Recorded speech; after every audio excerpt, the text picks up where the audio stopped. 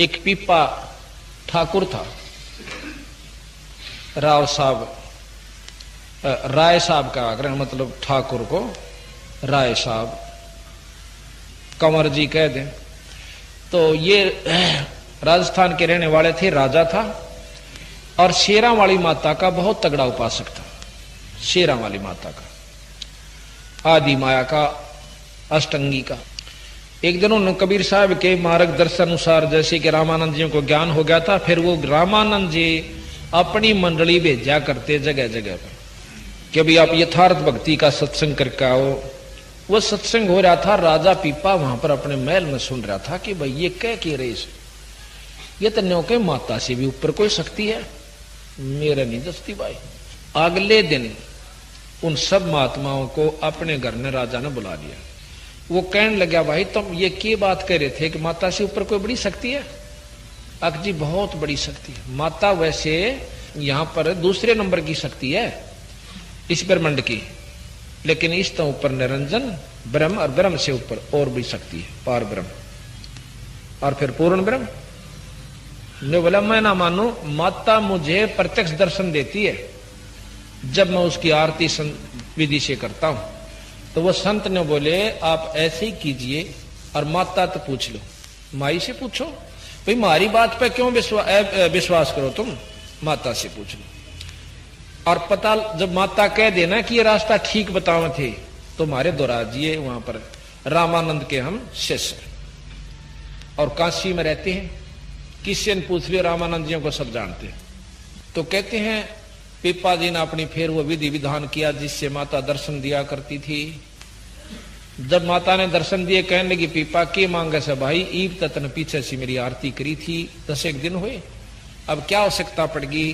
कोई धन चाहिए, औलाद चाहिए, राज बढ़वाना से कुछ और चीज। ना राज संग चले, ना माया संग चले, और ना ही हमारे साथ ये पुत्र चले। हमारे साथ केवल कमाई चलेगी नाम की, जैसा कि मैंने सत्संग में सुना। और वो न्यों बतावे से कि पूर्ण मुक्ति जब लग नहीं हो लेगी तो स्वर्ग ने भी नहीं किए चाटूंगा मैं। भाई स्वर्ग तक की उपलब्धि आप कराती हो? हाँ बोला भाई स्वर्ग तक आएंगी, और ये जन्म मरण मेरा पीछा छुटवा दो माई, आपका एहसान मानूंगा। ने बोला भाई यह बात हमारा दुर्कोण है, जन्म मरण कति नहीं खत्म हो सकता, जीवन अपने किए हुए कर्म भोगने पड़ेंगे, अच्छे स्वर्ग में माड़े नरक में, फिर लग 84। फिर ने बोला माई कि मैं रास्ता बता। अगर रास्ता उन पर पूछ ले जो तेरे को ये रास्ता बता के गई। राजा उसी दिन चल पड़ा, अकिया भी ढीले उठ छोड़ गई। जब सही तत्व गया तो यह भी छोड़ गई, मेरे बस का नहीं है। वही पीपा आजी आकर के हाथियां पे घोड़ा पे सवार होकर अपनी फौज को लेकर पहुंचा, यानी 50-100 आदमी साथ लेकर, क्यों राजभाव से गया। कहने लगे रामानंद जी से कि कह दो एक पीपा राजा आपसे मिलना चाहता है। रामानंद जी उसके भी 21 पढ़े थे, ने बोले कह दे हम राज्य रुझा तो नहीं मिला करते। अब सिकंदर लोधी कैसा होता था भाई, फेर नाड़ काट दो, परंतु उसमें ज्ञान था, उसमें ज्ञान था। उन्हें सोची देख परमात्मा के पाने में। तो रामानंद जी ने बोले भाई हमें राजा से नहीं मिला करते, किसी दास ने मिलना होता आज भगत ने। अब पीपा ने सोची देख भाई यो राज तो अड़बियाट ला गया, ठीक है कहते हो, यो राज भगवान ने नहीं पान दिंदा। उसी समय नो बोला अपने सैनिकों ने मंत्रियों को कि सब घोड़े बेच दो, आप अपने राख लो एक एक जिसने जाना से। हाथी और जो धन ले रहे थे वो बेच कर सबका भंडारा करवा दिया। भंडारा करके फिर संदेशा भेजा कि एक पीपा दास मिलना चाहता है, और फौज सिपाही कोई सारे भेज दिए, वापिस जाओ। अब रामानंद जी ने बोला भाई दास तो बेशक आ जाओ। आ गया, हाँ भाई के बात से, ऐसे ऐसे मैं पीपा नाम का राजा था, अब मैं आपका दास हूं, मेरी मुक्ति का साधन बताओ। मैंने आपका सत्संग सुना आपके शिष्यों का, और पता चला कि एक असली वस्तु तो मैंने इतनी छेड़ी भी ना से। हाँ बेटा कतई नहीं छेड़ी थी, कि फिर अब मेरे आत्म कल्याण करो महाराज, कि भाई नो करे पहले अपने घर क्या छुट्टी लिया, अब मैं तेना चेला बना लूंगा, कदे रानी आवेगी, कदे छोरे आवेंगे, कदे रिश्तेदार आवेंगे, भाई मेरे पे यू मुकदमा तेरा नहीं लिया पड़ेगा, अपने परिवार से कति फारे गोका आ जा। अच्छा जी चला गया, जाके अब हाँ फिर कहने लगे कि चल मैं आऊंगा एक दिन। ने बोला जी मेरे बस का उनसे फारिग होना भी नहीं सक, मैं आऊंगा। रामानंद जी अपने कबीर साहब के साथ मंडली लेकर वहां पहुंच गए। जाके कहने लगे कि अभी आपका जो रानियों से कहा कि आपका पति जो है संन्यास लेना चाहो से। और राजा ने कहा देखो मेरा लड़का जवान हो चुका है, ये राज कर सकता है, मैं अपना आत्म कल्याण चाहता हूं। यानी महाराज ने भी कहा कि देखो भाई परमात्मा पाने का वैसे भी आपके शास्त्रों में भी लिखा है चौथे आश्रम में भक्ति कर लेनी चाहिए, ना यू काम नहीं सांपड़ा करता, खत्म होता। तो कहते महाराज के कहे सुनते सब मान जाते हैं कि ठीक है जी लड़के को राज तिलक कर दीजिए और पीपा जी चले जाएंगे। अब वो तीनों रानी तैयार हो ली, 3 रानी थी राजा पीपा के। वो कहने लगे हम भी गेल चलेंगे, हम भी संग चलेंगे, भक्ति करेंगे। अब वो पीपा कहने लगा देखो जी यो मुकदमा जो का तुम फिर रह गया, कदे इनकी नो चिंता रह गई है, कदे को इधर उधर 19 किस ना हो जा, कोई उत्पना ना हो जा, कोई नकम्मे आदमी ना आ जा आश्रम में, भाई मेरे बस का नहीं, इनते पीछा छुटवाओ। रामानंद जी कहने लगे कोई बात नहीं। वो कहने लगा मेरे पास बुलाओ। अब बेटी तुम इनके साथ चलना चाहते हो? जी पक्के, हम इन बिना नहीं रह सकती। अच्छा पर एक काम करना पड़ेगा, अपने जेवर गहने सब यहाँ तार का धर दियो, रास्ते का काम से किरा कि डटना पड़ जा संतान है। अरे को उत्पना था हम नहीं मारेगा, राम ने भी कुटेगा, इन्हें भी काट ले जाएगा, जाओ ये काट करो। एक सीता नाम की उनकी पत्नी थी, वह बहुत धार्मिक और साध्वी थी। उसने जान दे अपने पटापट काट के सारा सौदा पैड़ के सफेद साड़ी और खड़ी हुई। और वो दोनों बोली गहने कौन छूटा अपने पे, यू अच्छा बाबा जी ने को गहने भी तार दे। पीपा आ गया ने बोला जी 2 की तय टड़ी बला या एक रहेगी। ने बोला ले इसने भी कहा गए। ने बोला बेटी देख बात सुन, हमने बिरानी कहाँ कहाँ जाना होगा, कोई इतना बूंदी कहेगा और ये पाड़ी बिराना के ताने मारा कर आराम है, किरा के कहने लाग जाएंगे इतना है, बूंदी अच्छी भी बोल लेंगे और देख दुख आवेगा, आप यही वजन कर लो। नो बोले जी कोई कुछ भी कहो, जब हमने आत्म कल्याण करवाना है, जैसे मीरा ने कहा था मुझे बूंदी को चाहे कोई गुंडी को हो, मेरी सूरत राम में लागी। और जो अपने आप में खानदान में बनी बैठी थी ने अच्छे घर की बहू, आज तो वह तक कुतिया बनी फिर और मीरा भाई मुक्त हुई। तो इस बात को सीता की सुनकर रामानंद जी बड़े प्रसन्न हुए। अभी विचार पूरे सही है लड़की में। ने बोला बेटी देख हमारे साथ चलना है ना, कति नंगी होकर चार, हम जान जाएंगे तेरे में कितना विवेक से। उड़े तो साड़ी लागी तारण अगलो महाराज। ने बोला बेटी बस मैं यही देखना चाहूं था कि तू ऊपर ऊपर तय कैसे भीतर भी जगह से तेरे। अक बोली पीपा भी यात्रा आंट नहीं लाओगी, तेरी सहयोग देगी तेरी भक्ति में। इतना ज्ञान हो चुका है इस लड़की को। तो पिप्पा के साथ वह सीता भी साथ में महाराज के पास आ जाती है। फिर उन्होंने नाम जाप किया। उनकी एक प्रसिद्ध कहानी ये बताते हैं कि एक बार एक सेठ जवान सा था और सीता बहुत सुंदर थी, रानी थी। वो सेठ आ गए, बोला अरे ओ क्या करेगा बाबा जी तुम इसका, या तो भाई सेठा ग्रहण जोगी से तो मन दे देने। सीता ओ पिप्पा ने बोला ले जान बीरा, मैं भी दुखी हो रहा सिस्टम का। हाँ सारी आने भाई 24 घंटे चौकसी रखनी पड़े, ले जाए।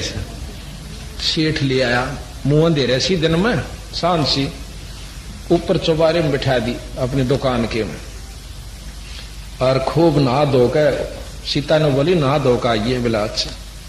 जब वो गाना नहा धोकर कुआड़ खोले तो शेरनी बनी बैठी, बाणिए पैड़ काला में नोकला करता करता तड़ा आगे बैठा और थक बुढ़िया लांगड़ रही लेकर पिप्पा जी दो रहा है। नो बोला नो शने साधु जी कहाँ, उमाई ने लिया। बोला ना उड़े राख तो मैं क्या मेरी जा के हो गया जब ईशा अगर मेरी गेल चाल मेरा कालजा पाटे। तो भाई उन्हें लेके पिप्पा जी गया, बड़ा देखा सीता बैठी नो की ने बोला की बात हुआ, अगर बस 2 जोड़े हाथ भाई तोड़ी जा। बोला तो ऐसी ऐसी कथाएं बंदी छोड़ने दिखाई, क्योंकि जिसमें जो परमात्मा आश्रित हो जाती है ना, उनका कोई बाल बांका नहीं कर सकता।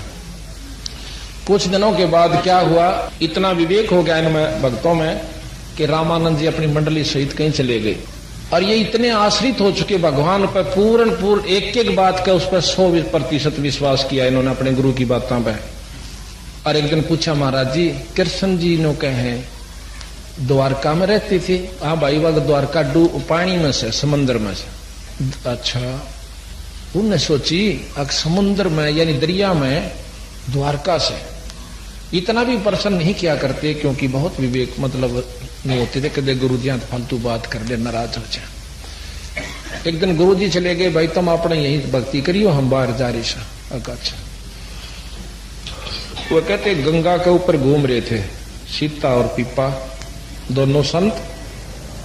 पीपा कहने लगा, चले ने संत जी कृष्ण जी फेटला, गुरु जी आओगे 10-12 दिन में, 5-7 दिन उड़े द्वारका प्रीम लौट आवा। चाल कित से द्वारका क्यों के दरिया में बताओ थे गुरु जी, नीचे से पानी में। उन कहते हैं इतने विचार करके, और वहां एक पाड़ी घूम रहा था, पाड़ी पशुओं वाला, उसने बोले रहे अरे द्वारका से कि इसमें पानी में? हाँ पानी में से, इसमें मारो डाक पाड़ी हुआ करे। उन और पक्की गवाह होगी, जरूर होगी। जब ये भी कहीं हाड़े के रहने वाले सारी आने, उन दोनों आदमियों कहे उसमें छलांग लगा दी दरिया में। तो यहाँ कहते हैं दो जाकी सरना बसे ताको ताकी लाज, जल सोही मछली चढ़े बहे जात गदरा। अब कहते हैं कबीर साहब के जब ये हमारे आश्रित आप हो जाते हो, तब तक पूर्ण विवेक नहीं होता, आप किसी की उपासना करते, उसी रूप में आकर मैं आपकी मदद करता हूं। वहां कहते हैं कृष्ण जी के रूप में परमात्मा सतपुरुष एक नगरी रच देता है, उसमें ग्वाल बीर बाल बीर सारा कुछ, और पानी का मां, और पानी नहीं दिखा उन्हें नगरी नगरी दिखा, जैसे थल पोया करे। 7 दिन रहे कृष्ण जी के साथ रहे, बड़ा आनंद पाया। 7वें दिन नो कहने लगे, महाराज जी हमारे गुरु जी आने हो रहे हैं, भगवान ही हम चलना। अच्छा भाई, पर एक काम करियो, ले आ मेरी कुट्ठी ले जाओ, छाप वह जिस पर कृष्ण लिखा हुआ था, वह छाप उस पीपा को परा दी, और ने बोला जाओ। अब जब उन्होंने छलांग मारी थी, आसपास के लोगों ने देखा था, खेत में काम करने वालों ने कि एक 2 भगत 2 संत नदी में डूब कर मर गए। पाड़ी ने बोले रहा, तेरे तो बोलते सुनो दिखे थे भाई, क्या तकलीफ थी उन्हें? वह ने बोले रहा, चाड़ा कर दिया मन ने। ये नो कहे थे कृष्ण जी की द्वारका पानी में से, मन ने कह दिया पानी में से मारो डांक। ये तो इतनी कही थी, छलांग लागे। तो उसकी बहुत, वो जो भगत थे वो खेता वाले तो बहुत लताड़ा, उन्हें रत्न जन्म कर दिया रहे, इतना पाप कराया करें है मूर्ख ने। बोला वो होगी गलती भी की बसावे। तो जब 7वें दिन वह निकले न्यो के न्यो, तो वो 2 दिन का समय सुबह सुबह का, और वो पाड़ी भी उड़े और वो खेताड़े भी उड़े, वो बाजे आए सारे कि महाराज आप जिंदे आगे, और मरे थे कदे, अब दरिया में डूब कर नहीं मरे तुम्हें? बोला डूब कर वो मरा कर, वो भक्ति नहीं करता, जो परमात्मा आश्रित नहीं है वो मरा कर डूब कर। हम कृष्ण जी के पास रहे और 7 दिन रहे, और देख यह कृष्ण जी ने गुट्ठी दी मारे ताई। कहते हुआ छाप आज भी काशी में, मत वृंदावन में क्या काशी पता नहीं, वहां रखी हुई है। तो बात यह है कि जब हम जिस पर आश्रित हो जाते हैं, इतनी उनके अंदर भक्ति हुई। आप शब्द सुना करो कि पीपा दरिया में कूद गया, कैसी करी ढठाई, वो नरपाड़ा जीत गए, दिन सरदड़ की बाजी लाई। तो इस प्रकार या बंदी छोड़ कहते हैं कि विश्वास, जैसे हमने पहले दूसरे दिन बताया था आपको, विश्वास ऐसा होना चाहिए। अजा मेल कद आरती कीनी पीपा पतरे बाँचे, और सदना गढ़ कद रहे जनेऊ, झांझ पीठ कद नाचे। अब सदना जी के बारे में आपको थोड़ी सी जानकारी दे। सदना एक कसाई था, सदन कसाई। अब कबीर साहब कहते हैं कि ऊंच नीच कर जन्म लेवे, रहे संत का संत, जिसकी पिछली कमाई है वो कितना पैदा हो ले, उसके लक्षण उभरे बिना नहीं रहा करते। एक दिन सदना अपने किसी काम वश दूसरे गांव में जावा था, रास्ते में सत्संग होता, अपना हिंदू परंपरा का। उसने पानी की प्यास लगी, पानी पी चा दिया, पर वो पानी पीने के लिए गया। भगतजनों ने पानी पिलाया, प्रसाद दिया, ने बोला भगत जी बैठ जा। वो बोले भाई हम तो मुसलमान सो, अब क्या होगा जो बैठ जा। क्योंकि कभी रामानंद जी के अनुसार जो मार्ग चल पड़ा था उसमें ये भेदभाव बहुत कम हो गया था। सत्संग में बताया गया कि भाई जीव हिंसा जो करते हैं या आगे के पाप हिंसक जोनी जिहान में सिंह भेड़िया और सांप के जो जीव हिंसा करते हैं वे मार कर खाते हैं वो महापापी जीव होते हैं, उनकी बहुत दुर्गति होगी। अदले बदले लेखे लेखा समझ देख सुन ज्ञान विवेका कि ये आप अगले जन्म में भाई जो जैसे आज बकरे मारस है तो वो बकरा होगा और वो आदमी बन जाएगा बकरा। अगले जन्म में वो इस तरह अदले बदले चलते रहेंगे भाई, बहुत गुंडा काम से और नरक नारा। अब आत्मा बहुत प्रबल थी, यानी उसकी बहुत परमात्मा को चाहने वाली थी सदना की, पर आज तक ये सुनी तो ना थी उन बात। नमाज पढ़ा करते, जब सांध न खा लेते वही मांस खाया करते, पर ये सत्संग नहीं सुना इस तरह। वो तो सत्संग समापन के बाद उस संत के पाया में पड़कर रोन लग गया। ने बोला महाराज जी मैं पापी जीव सू, की बात है मुसलमान हो जाती से की हो गया फिर? अगर मैं बहुत पाप कर लिए, मेरा उद्धार हो सके? खूब हो सकता है उद्धार जब होगा जब आप मेरी बात न मान लोगे। मान लो अक भाई बकरे काटने छोड़ दे। ने बोला जी देखे इतना गरीब हूं, अगर आज नौकरी छोड़ दी न तो मैंने रोजी रोटी मेरे बच्चा ने नहीं, ये मैं छोड़ नहीं सकता। तने बोला पहले छोड़ने पड़ेंगे। अकबर नहीं छूटे महाराज जी, इब्बा नहीं छूटे। तो एक काम करिए वीरा, तो प्रण कर ले कितने जीव मारेगा, उस तो फालतू बकरे ना काटिए। अगर नहीं काटू ये बोली अगे आज तो कि जितने कहेगा ना उतने कह ले। उसने सोची रोज के 10-15 5 कट्टे से तो न्यो कह दे महाराज जी 100 तो फालतू नहीं काटूंगा। ने बोला जी 100 तो फालतू नहीं काटूंगा। अका अच्छा भाई ठीक से अपने डटिए वचन पे अक डट जाएगा, या पक्की वाली अड़त नाड़ उतर जाएगी पर मैं आगे नहीं बढ़ूंगा। बोला ठीक से। एक दिन क्या हुआ, नवाब का शादी होगी, वो नौकरी किया करता था किसी कसाई का, और फिर मांस भी बेचन जाया करता उसी का कसाई का, जो मतलब काट कूट के कुछ तो वहां बिक जाता, कुछ बार बैठ कर बेचा करता। तो यहां एक दिन 100 बकरे कट गए, नवाब का शादी थी, 100 कट गए, कति दिन छप गया। और भाई फिर उस मालिक ने भी कह दिया भाई धो दे अपने बर्तन वर्तन रास कर वर्ष और कर लिया रहा। उसने बस शुक्र मनाया है परमात्मा तो इज्जत रखनी से, आज तो नाश हो गया था बात का। इतने में कहते हैं एक बहुत बड़े व्यापारी बनकर खुद परमात्मा आ जा, बहुत बड़ा व्यापारी बनकर ना बोला भाई सदना के मालिक था, अब भाई कल मुझे 50 बकरे और फिर ऐसा है कि हर हफ्ते के अंदर मैं 50 बकरे आपसे ले जाया करूंगा। तो उस जो इतना बड़ा व्यापारी होता है उसका मालिक उसके चौगर देकर घूमा है, आओ महाराज रोटी खानी है भाई, भोजन खाए बिना ना जाना नहीं दो। अखा रोटी तो खाऊंगा। तो बोला रहा सदना वो सदना। खा महाराज। हाँ स्वामी जी। अक भाई नौकर एक बकरा काट दे सैड दी। अब उन्होंने बोला जी बकरा तो ना काटो। ने बोला मरडे तो आज मुश्किल थे तो इतना बड़ा गाग ठा है ना काटो, नौकरी किसकी करे तेने बेरा है ना। अक महाराज उसने सोची क्यों खाम खा इसके मुंह लग गया, अरे यो मनमाना ऐसा काम से इसका तो किरा के कर देगा। उसने सोची क्यों ना करी, अपने ठाक कर्द चाल पड़ा। उसने सोचा कोई अंग काट ले बकरे का, बकरे ना मारिए, गुरुजिया का प्रण भी रह जाएगा, एक आदमी का भोजन हो जाए। तो वहां जाकर उसने बकरे के नड़े काटने चाहे, कर्द ठाइए थी इतने बकरे मां का परमात्मा ने आवाज दी रह कसाई ओ सदना ईसा जुलम ना कर बिरा, देखे तेरी मेरी सरदर्द की बाजी से ना जाने कितनी बार तक तू बकरा बन लिया और ना जाने कितनी बार मैं सदना बन लिया, और तेरी मेरी तो मेरी नाड़ काटते हैं मैं तेरी काट दूंगा, पर यो नया काम चालू ना कर बिरा, फिर मन भी तेरी नहीं काटनी होगी। और देखे ईब तो शाम न काटेगा, तड़के ती मैं भुगत का मरूंगा, यो बड़ा दुख बने से यो मत इतना कंधे उसके तो हाथ में तो कर्द छूट गई, जो बकरा बोल पड़ा और एक कूड़ में बैठ गया। 10 मिनट पाछे कसाई आया, रहो सदना ओ सदन, सदन बोल रहे चल बोला रहा मुल्लू के पट्टे तो देख कर राजी नहीं कि हमारा व्यापार चाल पड़ा। ने बोला जी मैं नहीं काटू, तेरा चालो चाहे मत चालो। नहीं काटा है कि नहीं काटूं, पकड़ के उसके दोनों हाथ पर दूंगा घसीटा, फिर मुंदा पड़ गया ना ऐसे, तो उसके कर देते सदने के हाथ काट दिए। नो हाथ जोड़े पड़ा था, नो बोला मालिक मनो बख्श दे, मालिक मुझे बख्श दे। उसके दोनों हाथ काट दिए, कसाई ने कर्द की गेला, अगला बख्शूंगा तुमने।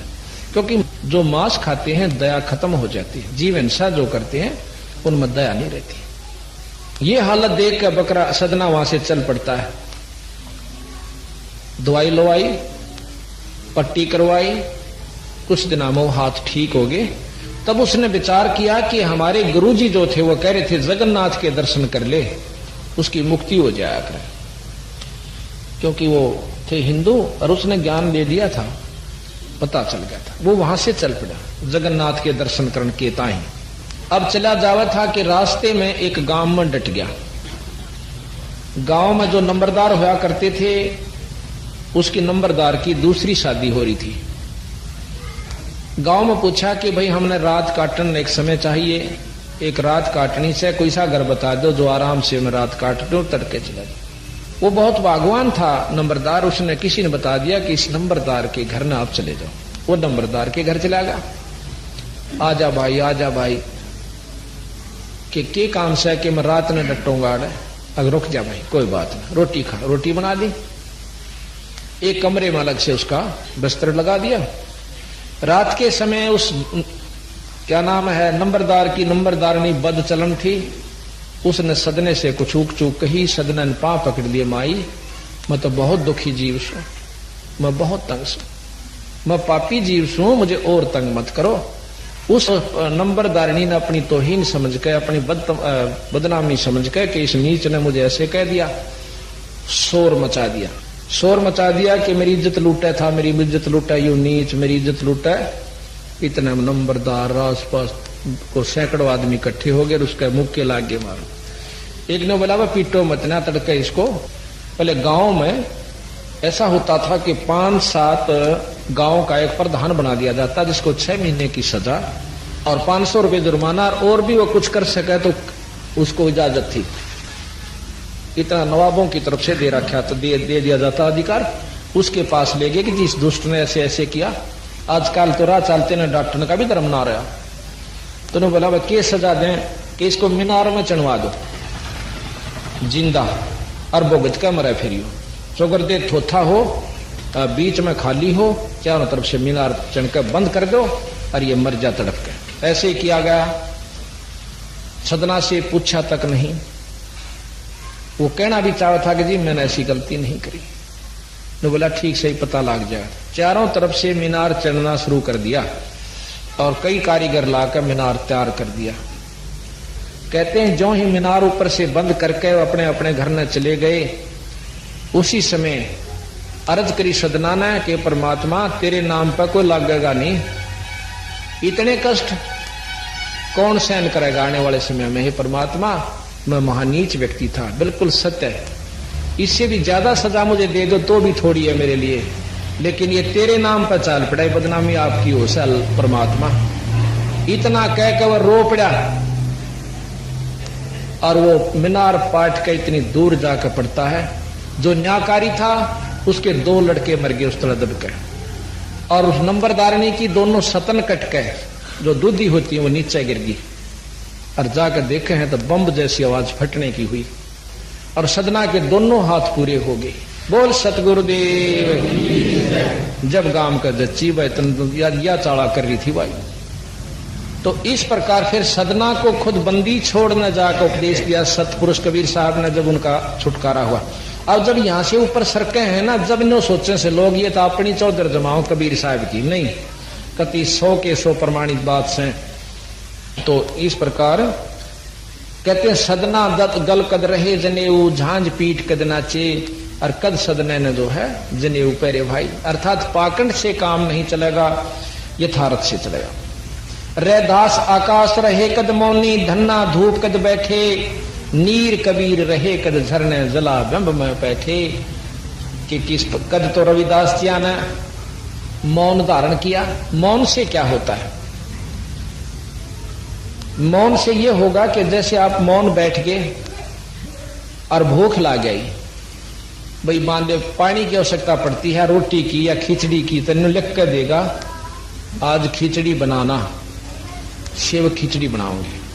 फिर दूध की आवश्यकता पड़ती है, पाया दूध लाना, लिख कर देगा, बोलता नहीं। अब बंदी छोड़ महाराज के हैं कि जब तेरा वो वचन जो तू भजन कर रहा था वो तो भंग हो लिया, चाहे लिख कर दे दे चाहे मुंह तो बोल ले, तो इससे अच्छा मुंह तो बोल कर थोड़ा बोल थर रहे कहे अगम की बात। अनहदपुर में आरती वो करते हैं दिन रात, थोड़ा बोला बड़ बड़ नहीं रखा सारा दिन, अपना भजन करे, आवश्यक वो बात को प्रश्न उत्तर हो कर ले, फिर अपना चुप हो जाए। महाराज कहें कि मौन रहा तो क्या हुआ भाई, बोले सेना भेद, और मौनी वक्ता एक है ना परशा दिल दे। बोलनिया और मौनी रहनिया एक से जब लग सतनाम का जाप करके ईश्वर प्राप्ति नहीं कर लेती, ये सतगुरु महाराज कहते हैं। फिर कहें कि रविदास जी ने कद भाई मौन रहे, और धन्ना जी कद 5 धूणे लाकर बैठे थे, अपने सच्चे नाम का जाप किया और आज प्रमाणित संत हुए। धन्ना जी ने बीज भी बांट दिया था। एक समय की बात है कि बहुत मुश्किल से बारिश हुई, ज्वार बाजरे बोने का समय था। धन्ना की पत्नी ने बोली कि जी मुश्किल से बारिश हुई से और कई साल में ले ज्वार से दड़िए किसने बोया कि बड़का काम चल जाएगा। अच्छा जी सुबह उठते जाऊंगा।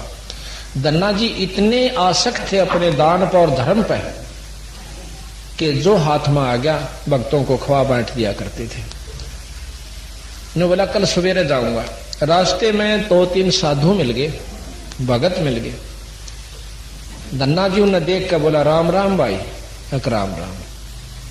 और उन भक्तों को चलते चलते बहुत भूख लग गई थी। राजस्थान में रोटियां न पानी न बहुत कम टोक्या करते, पहले क्यों सब भूखे मरा करते थे, अकाल पड़ते थे। और उनमें यहां तक लिखा है कि खुद कबीर साहब उन साधुओं का रूप बना के आए थे, 2-3 जने ने बोले भगत जी कति भूखे मरे हैं, शायद अगले गांव तक पहुंच पावा के नहीं पावा, और कृपा करके मेरा कोई साधन कर दे। ने बोला भाई घरा भी दाना नहीं से और ना गरबारन बढ़न दे, मेरे दौरती यू से जो ज्वार से बीज की या खा ले। ने बोला भूखे मरा सकती। ने बोला रखाओ देखी जाएगी। उनने खा लिया, वो अपने राह बने और वो अपने, और आखिर में आशीर्वाद देते नौकरा भगवान तने गणा दे। अब धन्ना ने होकर गणा देगा कि बोन मित्र है ना, मतलब विचार तो मन में आवे से महाराज जी दोगे कितने बोन का भी ना रहे, हमें बेटा चल देखी जाएगी। जाके कहते हैं मोटे करका बाबू इन्हें करका कांकर कट्ठी और लोगों की तरिया ने बगाता दिखा। कदे घर आज जाकर बता दें 6 महीना बाद देखी जाएगी, किसी ने बेरा पटेगा क्यों करके होगी। कह दिया भाई उगड़गी होगी ना जामी के करूं वो थी 100 अड्डे से कदे आज मुकदमा ना हो जाए। तो करके कांकर कट्ठी ऐसे बगा रहा था, और भी अड़ोसी पड़ोसी देखे बोन लाग रहा से करके फटाफट बाबू उल्टा चाल पड़ा। घर बारन भी वाई सी हरकतन सी थी, वारी उठ कर चाली, तड़के की रोटी 12 बजे ले जा और आम फेटा बोया इतना जल्दी के करूं बकते उठ गया था।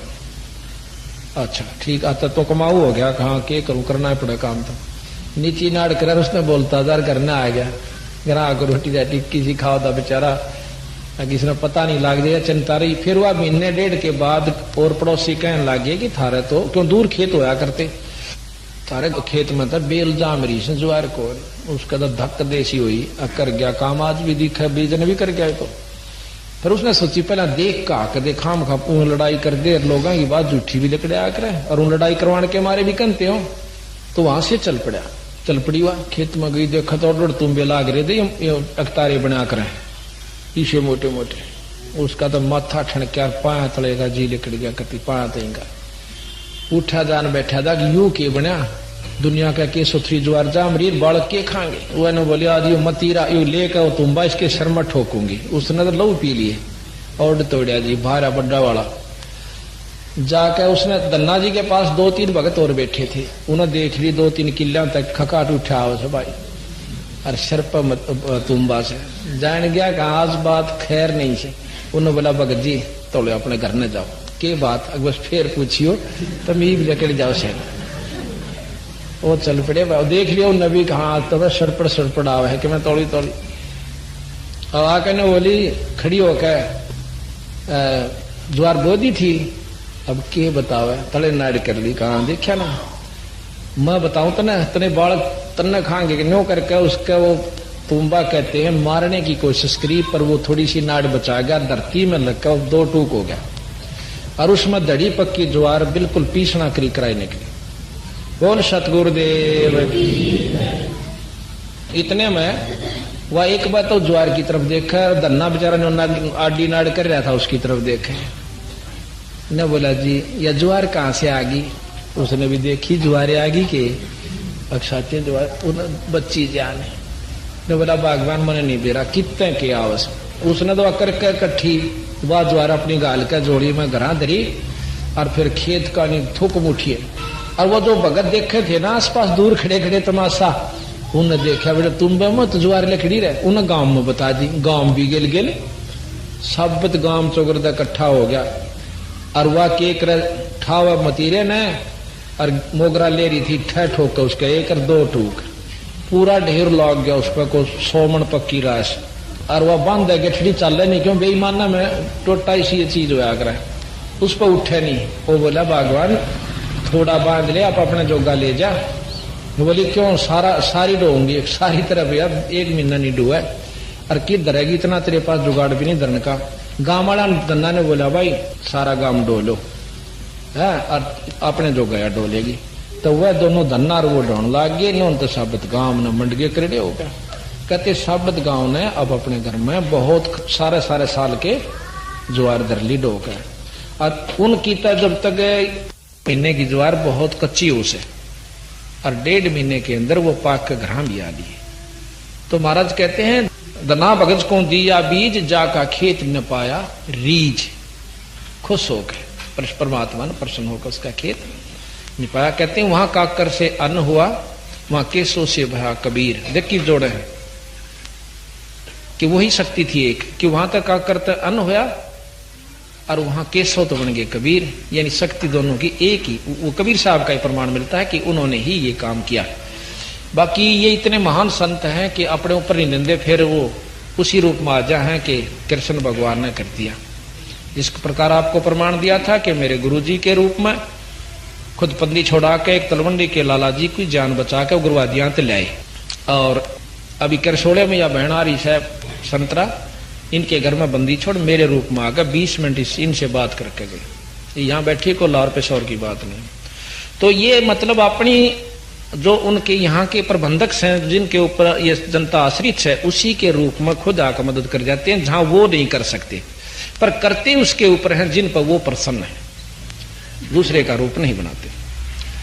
तो यहाँ कहा मोहम्मद ने कद मस्जिद पूजी बाजीद ईद कद खादी सुल्तानी कद पानी पूजे छाड़ तकत गए गादी। अब मुसलमानों को लेते हैं कि तुम्हारा जो धर्म प्रवर्तक है मुसलमान धर्म का मोहम्मद जी, पर उनने भी कदे ईद नहीं मनाई। कोई बकरीद मनावा है कोई क्या है कि मनाओ, ये कभी नहीं बनाई। ना बकरे खाए काटे और ना मस्जिद पूजी, और आप लोगों ने अपने मन मर्जी के रास्ते चला लिया। और बाजीद जी जैसे कि एक बाजीद नाम का राजा था राजस्थान के अंदर, मुसलमान था। एक दिन रास्ते में चले जावे थे, अपने ऊंटा के ऊपर काफिला चला करता था राजाओं का, उसमें मंत्री भी फौज भी साथ जा रही थी। आगे राजस्थान में पत्थर भी बहुत है, पहाड़ बहुत है।